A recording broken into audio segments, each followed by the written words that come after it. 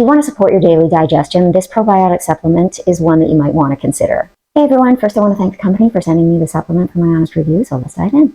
I've always been good about taking probiotics, whether it's through food like yogurt, sauerkraut, or supplements, and I can't recommend it highly enough that you do the same. My gut literally always feels good, and I thank Probiotics for that. With this particular brand, you only need 2 capsules a day. This is what they look like. Very easy to swallow.